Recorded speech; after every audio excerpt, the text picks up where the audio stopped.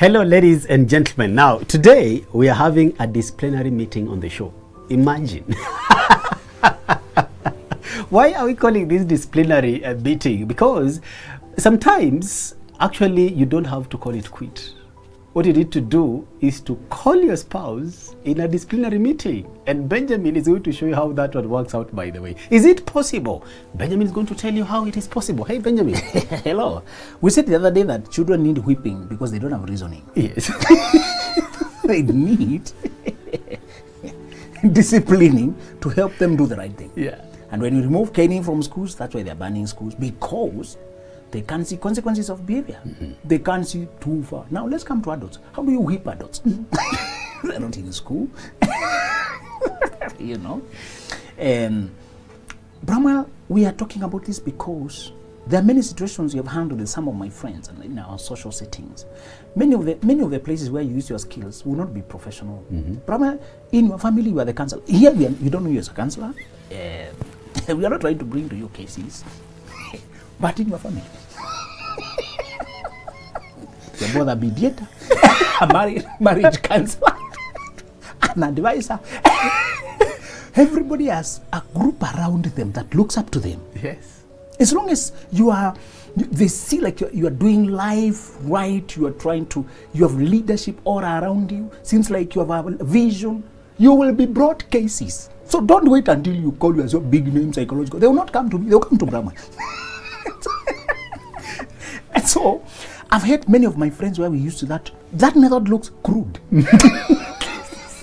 To whip an adult. So, I say, there before I never thought it works. I never thought it can work. Because if an adult has decided to misbehave, tell them once, me, I can't put up with this change. If they don't change, this can't work. I thought that's the only way. But then I was thinking from another angle until I realized our society has another element I had not seen. We have boys who grow up undisciplined until they grow beards and get married with the same indiscipline issues. That's the element I had not seen. So they somehow pass under the water. With mental indiscipline, and then they get married. I told you the other day, sometimes you get married socially, but not psychologically. You are pronounced husband and wife, but you have carried the same misbehavior, the same habits you had when you haven't changed much. Remember one of the things I told you? Yeah. You are going to block good girls when you get married. If you are not ready, don't get married. My brother, you know people glamorize the aspect of getting married. Yes. They just think it's now, now I have a home and my house. There is a cost to be paid. So there are these boys who don't understand that aspect. They get married and they want to continue philandering, entertaining, flirting, moving about. And they don't shift their lives to inaugurate and install the woman as the first consultant, first friend, first person you're talking to, the person who you actually ribs with, who you are doing life with, you merge your lives in your soulmate means you merge your lives. Yeah. That is the aspect I found many people are messing up their marriages. Did not shift mentally. Remember, there are people who love you, but they don't love you enough to stay with you. They actually love you, but not enough to stay with me. Whenever you hear somebody love you, the other one says, I love you too, you also need to ask a question, how much? Just a follow-up question. You don't ask physically, loudly, but you watch.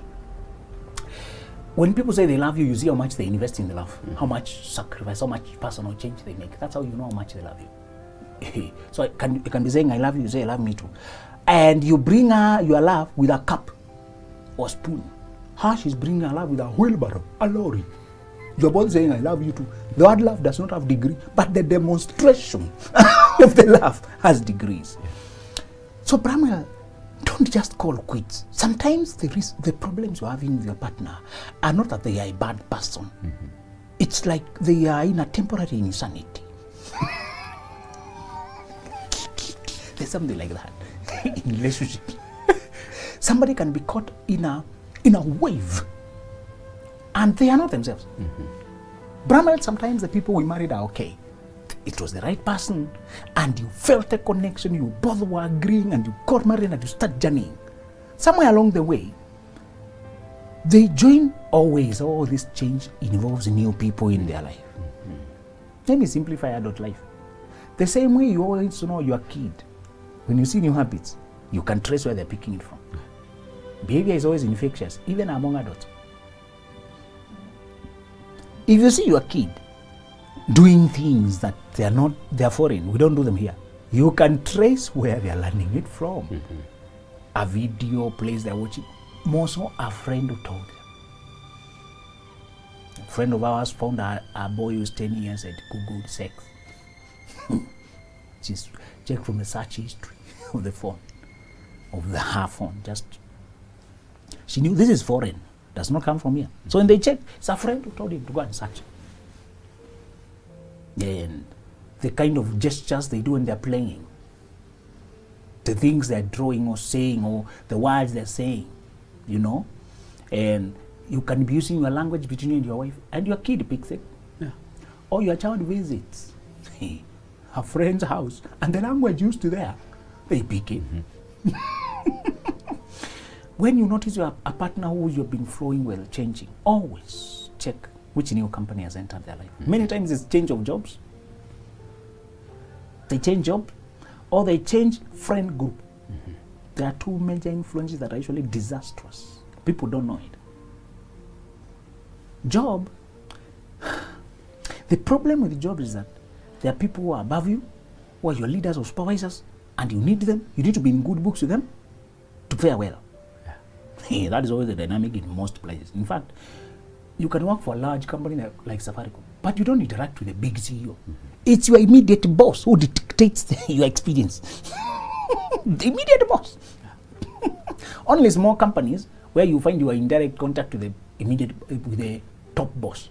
In this regimented government or big corporates, it's the people right above you. Many of them, they recommended you for the job. They recommended you for the promotion. At some point they have helped you. So many times they want to take you to their social lives or their conversations that is outside the work. When I was finished Form 4, a guy employed me.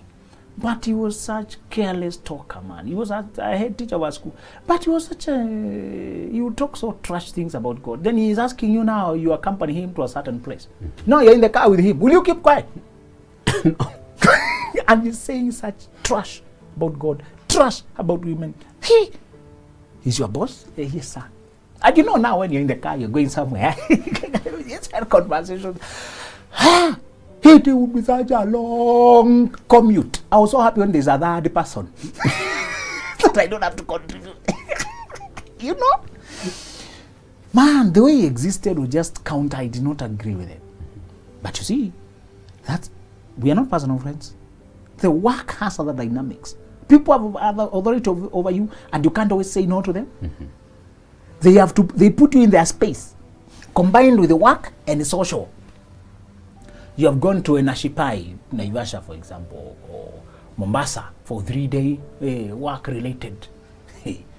What are you doing in those middle when you are swimming there? There's activities there. They're sending you here, sending you there, sending. You end up rubbing off their mentality and their social life, and many of them you share nothing in values. You share the values you live by. They trash them, despise them. Brahman, I had to have my own. I'll come to that solution, but the solution with this is always mental insulation. You need to know why you believe what you believe, and you don't let anybody move you. If you are pervious, if you are porous, if you are influenceable, if these ideas can get into you, if you can get drawn, my brother, you won't succeed with your good values. In fact, brother, the thing you decide early in life is how you're going to live. There are these values you want to adopt. What I like about it is as I study, when I get new learning, I study the Bible, listen to a message, and I find a value there that I really connect with. I usually make a decision about it and circumstances under which it might apply. For example, honesty around money. And whether I will value a shortcut. There's a time, we're doing a certain paper and my wife, somebody tells her, no, you don't need to do all that work. Just give me some money, I'll put the grades for you. Some of these places. And she say, no, I don't need that. I want the work. Somebody out there, you don't know who it is, saying, we have a way, we can do it for you. you know, we had decided early. We want to do something that you can defend. We want to do something that we can sleep and your conscience is happy about it. Make decisions about honesty, corruption, about clean dealing. Ali, Brahma. Don't wait for the money to be presented before you. Sometimes politics, you become an MP or governor or something, and because some guys want to pass a certain agenda, they're distributing money. They're not calling it a direct bribe, but you know what it is. Does not have a label. It's a token of appreciation. But you know it's not a clean token. Nobody goes throwing money. You know what it is. There's some things, Brahma, you turn down and you stand out. And in the end, Brahma, the person who stands right will always win. Yeah.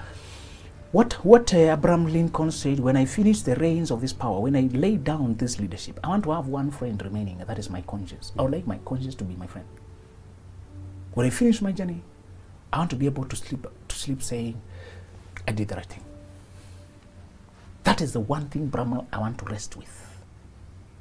I admire Reinhard Bonnke, the late. It's 2 years now. But you can't believe that he's dead. He influenced us so much, built us so much. The man lived on fire, man. He was so happy, full of life and full of passion, man. And I want to be that. He did not have guilt and regrets and his sins and things he's trying to do and hiding that are tormenting him. So when does discipline become important? This person has become influenced by their company, by the people they joined at work. And you know this is not holy. This is not Brahman. This is not Brahman. Brahman never talks like that, never comes home so late, does not give excuse after excuse to be out of town, does not behave this way. How come now Brahman has locked the phone with a very long password? You know, there are some passwords that are unusually long. It takes several minutes to put. What is the point? Even he keeps forgetting it. And you know the buttons are already engaged. You're going now round 2. Can't tell where. No more people will see where it's going. But another person. Okay, teenagers and some people just like tech games may put those things without anything. But you can see when this is not who you are doing this thing, and where are they coming from? Now Brahman is complaining about food. He does not eat it suddenly. He doesn't like this kind of ugali suddenly. This kind of fish is not made well suddenly. He wanted shawarma. If a person suddenly changes, and you know this is not who they have been, you've been with them for years, and you know them. Disciplinary works when you know this is not you. And before I call it quits, I want to make sure I confirm whether you want that life. The second place it works is when you know friend groups don't always have to be workplace, is where we go.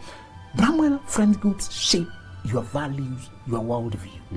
These are guys whom you laugh with, you are free with, you discuss everything about life with friends. Brahman, when you get married and your friends are all guys who are sleeping around with other women, don't value family, don't value fidelity, you have a problem. And if you're not doing it, you are learning, and soon you will do it. Okay? Theory comes before practical, and I am aware. Friends are good people we can choose. At work, we can choose. We can simply put boundaries on what we will engage on and what we don't engage on. Are we together? Yeah, your senior may be talking things here that you don't believe in, but you're just polite and you don't engage. I never engaged with that boss who was talking those kind of things. Never. And he never influenced my stand in life. I gave the polite, maintained professional stand. They get frustrated that you don't want to flow, drink with them, they buy beer, buy war. Drinking is not bad for you, that is okay. But for me, I couldn't. In fact, I wanted to maintain that. I was very young and I wanted to see life clearly and see how alcohol had ruined some of my family members. So I knew we had been warned. If you have addicts in your family, you are also a potential. Some of these things run in the family. Not every time. Some people may not even be tempted, and they come from a family that has addicts. But I say the chances of you getting hooked, like your father, like your brother, like your grandpa, are very high.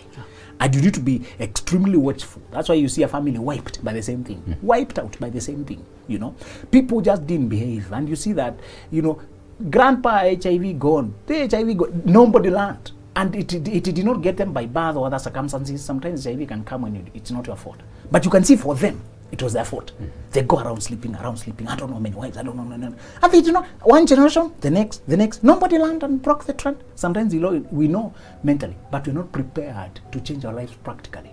The second situation where it works is when you know the company they're keeping. I'm already beginning to see the change. And this girl soon will lose who she is. Okay? You begin to hear her expressing opinions that are weird. Weird. Depending on how you and her have lived. Suddenly now she believes things that are extremely foreign. And you know of late she has been keeping the company of discipline their matters. The third place where you know discipline counts is when you know very well that if this person, they're generally teachable. You know, people are teachable, and when they are whipped, they can change. And you know there's authorities that they can listen to. So how do you organize it? The third situation we have said is, you know, I can tell the uncle, their dad, their mom, and when they're called, they'll come. Or we can get them to show up, or the uncles show up here. Okay? It's practically possible to organize a sitting. Okay? Why is the sitting important, Bramal? Even if you break up, those will be the first people to know. You are bringing people in a circle, and they will ask you what happened. They were there maybe when you're getting married, they got involved in the process, in the procedures, they were part of the process. You can't just neglect them. Are we together? Yeah. Normally when you start to get married, you will know the girl's parents, you will know who matters to her. They will come in, they will throw in words, they'll bring effort. Now, if it's not working and finally you are leaving, because even these disciplinary meetings usually are a measure of last resort before you call it quits. Usually a measure of last resort. For some people, it may not be necessary. When you know this person, they are doing this with their right mind. Disciplinary works when you know this person is not in their right mind. This is not who they are. And you can tell people, the reason I wanted her to sit here, I believe my girl here, this lady, she's not who I know her to be. She's in a stupor of sort. And I'm afraid she's losing everything when she's in that half asleep. The way a person would be high on cocaine or alcohol, and the highness is taking too long. They're hurting me so much, they're not behaving right. And it coincided when they started hanging out with so and so. It coincided when they moved to this kind of company. It coincided with this and that. Because when they started watching this, playing this kind of game, it coincided. So I'm strongly suspecting this is not her, and I want to get her back. Guys, ask her whether she's really aware that she's losing the family, and if that's what she wants. That's the idea of disciplinary sitting. All right? You can't do that with a therapist, because therapists are soft. And they try to be, not to be too imposing. There's a place for therapy, but therapy requires cooperation. Disciplinary is when there's a person who has the power to floor you. By the way, marry a person who there's a person who can whip them. Are we together? Who can speak words that can jolt them to sanity. A bishop they respect, a pastor, a mentor they respect, a dad figure, somebody when they face them, they sober up. We have saved many marriages that way. Some of my friends, this works, my brother. No, me, I never knew something else except therapy. And now I know another thing. So when you bring the family, people they respect, because they've been accusing you of petty things that you find petty. And they, you know, these people, when they change their mind, when they become that unruly, they never admit any guilt. They counter-accuse. They counter-accuse. You tell them they come late, tell them, why are you coming late? Because when you come here, you don't give me peace. Imagine, why not paying bills? Because when you pretend like you're the one in charge here, you can as well pay. Why are you not cooking? I'm tired, you can also cook. You know? Normally you can have a woman who cannot keep a household and the duties are too much. So you have to come home, clean, you yourself. You're cleaning the house and you are tired, you expect her to find the food. Suddenly you are the one to make the food for people. You find your kid unattended and washed. You have to do that. The guys have to wash the babies. And the woman came home earlier. As we said, always make sure the job schedule for the woman allows that for her to do her home chores. That's part of her duty. Men also help in home chores. But the home chores, the bulk of it will always be the woman's. So don't make sure her work is as involving as yours. The working hours, she should not be living in the way of dawn like me. Now, who will attend to those things? Surely, I'm leaving so early. If my wife was to leave that early, that home would look neglected. Yeah. To look abandoned. So there should be somebody to do those other, and that's part of our job description, by the way. I want to make sure her job allows that kind of flexibility. So I have always to do the heavier lifting when it comes to financing. Brother, always try to do the heavier lifting. So she has time to do those other tasks. To check food for you, make sure there's food. That is enough work, because when there was no wife, you were buying these things. Are we together? No, don't pretend, don't complicate life. When she was not there, what were you doing? So, so now somebody has taken that part and money is still needed. Have together. Do the heavier lifting for her. In fact, some of the most balanced families have found that they work in a way that the wife does not, even if she leaves early, she comes early. One of them will be there to pick kid, and they make sure the money they're getting is balanced in a way. Situations of life change. She might also climb in her career when children are now grown. And now she can invest more time. You're the one coming out. But you always balance to make sure that you know running a home is a job on its own. But you say it does not justify you to stay home the whole day. You call yourself a stay home. Stay home. If you're staying because of a child, it's okay. But calling yourself a housewife and you're contented. And I don't understand why people call themselves that way when they're 30, 35, 38. At the peak of your strength, man. When you should be out there changing the world. Balance your life. Make sure you also have something that you're stretching and growing towards. It also gives you pride and improves your identity. So once this meeting is brought, they're told to you floor your issues, so that after that, these meetings have several purposes. They are knocked back to their senses. When they see everybody who they respect having come, now you don't fear anything, because even if they're angry with you, you are ready to go away. You didn't just want to go away without letting people try to awaken them from their sleep. Brahman people have lost their marriage, have lost their relationships, because they got into an affair with a person who it has become a drug that has addicted them. Brahman people have lost their marriage because of liver. It's mad. It's a stupor. It's like they are not themselves. It's temporary insanity. People have fled away with an assistant, with a girl, with some house help, somebody who can't compare the life they have been building versus the wild living they're doing. They're not themselves. You can bring that kind of person before the people they respect and floor your issues and say, I wanted us to try one more time. I still want to give my marriage last chance, and I want us to try and build it up. So I thought you can help me to get the truth from this person. No, why did you surprise me? These people, I was not expecting them. Because you're destroying our marriage. And I didn't want to throw in the towel with it. Then the father or the uncle will square them, ask them, now tell me, this is private here, but if the marriage breaks, the world will still know. If you save it, we ourselves, we are mature people. We don't need to broadcast you guys. You are our children. We want to see you. We are maybe children or friends, want to see you. That's how it has worked, and found that in many places the person was jolted back to their senses, and they actually repented and changed. But be careful. There's some people who may not even change after this one. Don't blame yourself. Now you have done your best. Even the people who saw that you tried, will they ask you? Should have cleared your name. They'll have said, yeah, we were there. We tried and we found that that lady was to blame. This guy actually called us to try it. So let me give you conditions about this. Don't call these meetings over flimsy issues. Call it when you are ready to quit, when it has become unmanageable. And if it does not work, then you are ready to go.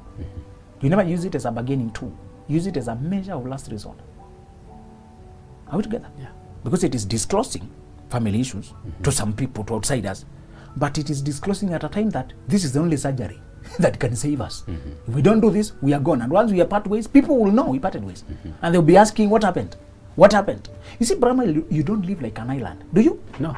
You can't just live, we said you should not be exposing your family issues every day. But if it comes to a point that the whole union is failing, this is about saving it now.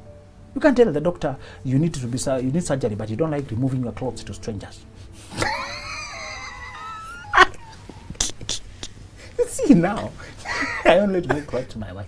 But you see, no, you need surgery. And it's not. This is not about your wife now. You see, that is the situation here.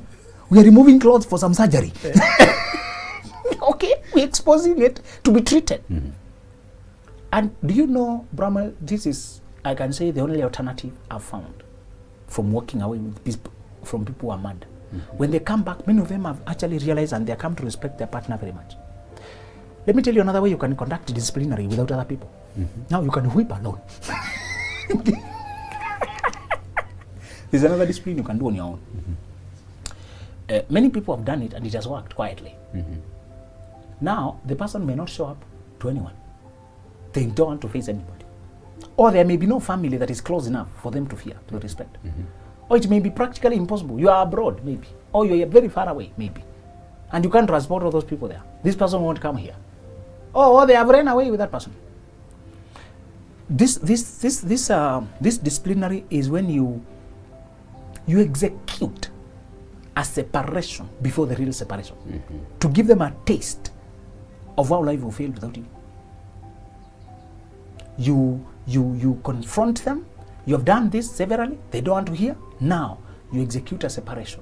You stop any personal interactions and intimacy and what. You don't have them in anything. You can even move to another room, another house, planning your exit.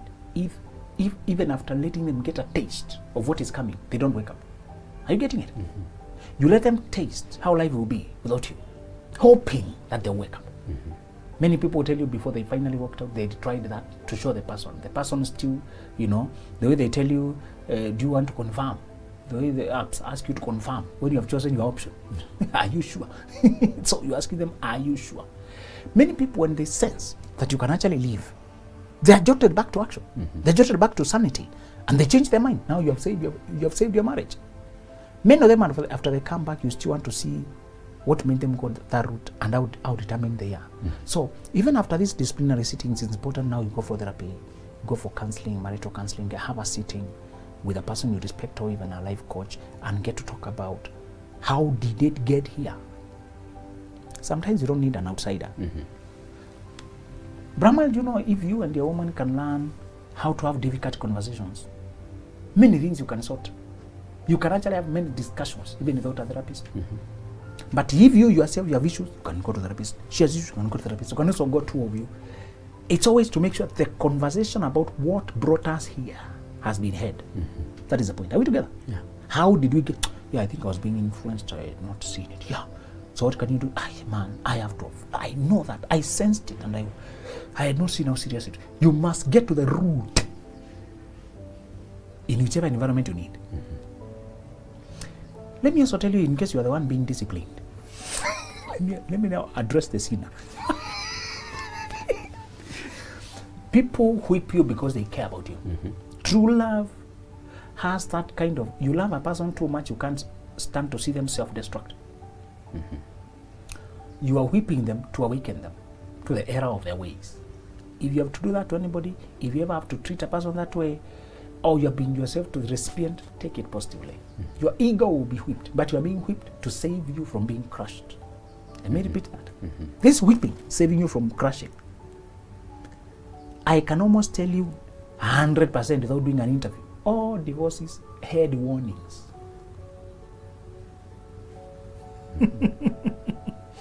Sometimes people don't divorce because one person changed or cheated. They divorced because they were incompatible. Many of them it was mutual. I think this marriage was a mistake. We have no connection. But 90% people could have worked that marriage. It's just one of them who was not cooperative. People, Brahma, not saying a person will marry today and want to divorce tomorrow. Yeah. When you marry, you want to spend your life with that person. Before you have to leave, you'll have tried and tell them to warn them. So don't make these meetings regular. There should not even be two. One is enough to see that a person really wants to change. And if you're the one who's receiving, take it positively and you may have the best marriage after that. There's a time I give you a show that I told you that, I think we even did a show, we talked about why some people only become proper partners after messing up. Yeah. Because they had a mask, they had a peel off. There's something they had to peel off to become themselves. They had many habits and way of living that was incompatible with marriage. And it was when they messed up, they realized what they stand to lose, that they woke up. Sometimes you wake up after whipping. So if you have to be whipped, take it positively. In fact, many people walk around having suffered whippings in the past. They don't announce it. But it jolted them back. Whom God loves, He disciplines. See the discipline and tell yourself, if this person didn't care, they would simply have walked out. The fact that they are doing this means they still care. Yes. And I like that, Benjamin. Indeed, discipline, as you said, to a certain extent can save marriages. But again, Benjamin, it requires the highest level or the highest degree of maturity with the kind of people you are involving in that meeting. Lest, again, Benjamin, they start pointing fingers at you. You are pushing our son. You are the one pushing our son to behave this way. Yes, if you're picking people whom you know to be level-headed, you don't need a mini group. It can be two people. It can be just a couple. It can be two people or two guys or two ladies. Somebody. It's not about 10 people. You can get 10, it's okay. But in many places, it's a smaller group. Yeah. It could be your parents this side, their parents that side. and they come and side with him, and that's all you've done your job. If the wife and her family pick to brandish you, you have done your last part, and you say thank you, and you go on. Remember, you are doing this knowing it can turn out this way or that way. I just don't want to walk out like that. I want them to know what made us break up. I will have answered all questions in one throw. Because sometimes you walk out quietly and they create another fabrication. You are the one who just walked out. Yeah. But if you do a sitting and there were witnesses, 2, 3, 4 witnesses, they know you tried. You wanted this. I'm the one who called for this meeting, guys, because we have reached a point where this can't work, and I wanted to know these are the issues. I want you to know this is help us to solve if we can solve. So if they flip the script, leave them alone. All right. Let me use your principle, the principle that you once gave me here, that if you can't solve the two of you, then you consider it unsolvable. Yes. Now, to what degree should it go for me to reach out to the third party? Because literally, those are the third parties. Exactly. These are third parties we talked about. And we started by warning people that try always to live life the two of you. You only involve disciplinary when 2 conditions are there. This person, this is not themselves. Remember that. They look like they're drunk. They need a detox. And even after you leave, they will wake up later. You can see a wave.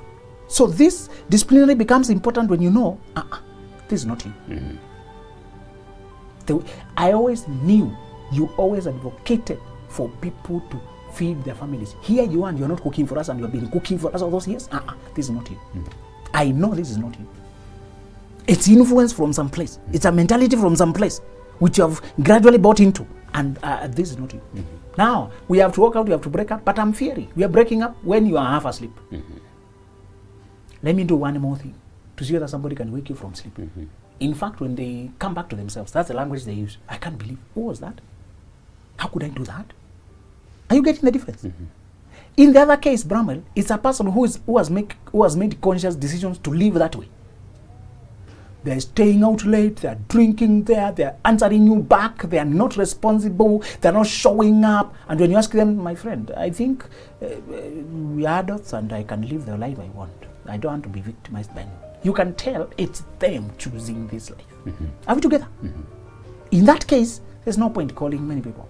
You know the life they've chosen. But you invite third parties when you tell it's a temporary mental arrest. And you also call this when you know there are people who are capable of jolting them back to sanity. This person respects their pastor very much.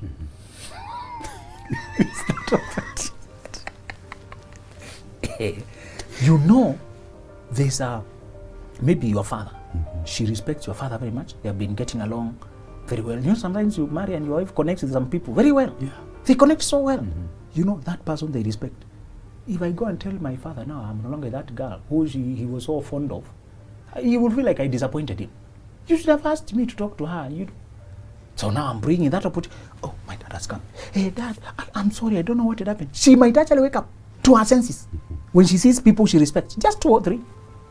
You have saved your marriage. So disciplinary is important when you sense it's a mental stupor. She's like a drunken stupor. But this alcohol is not wearing off. It's taking too long. And you are afraid. Within that 1 year of madness, you can lose everything you've been building for 10 years. Or a future you wanted for 50 years. Just because she's keeping a company of a very destructive influence. It can be our own sister. Some of these people are influencing these people. You know their lifestyle just because they have blood, an auntie, cousin, somebody. They're coming home. They spend the whole day talking on phone for 3 hours. They go to Mombasa, they go to where? And you tell people, since when they started hanging around, talking for too long, going around, standing she started demonstrating funny beliefs. There before we had planned to have 3 children. Now she says this one is the last one. She has changed suddenly and we did not discuss. There before we were planning on having property together. Now she has changed the papers. It is her alone. There before we were planning all day together. She will go to her grandma. She changed so suddenly and I don't know where these changes are coming from. I fear strongly. This is not her. Guys, try and bring my wife back if you can. So,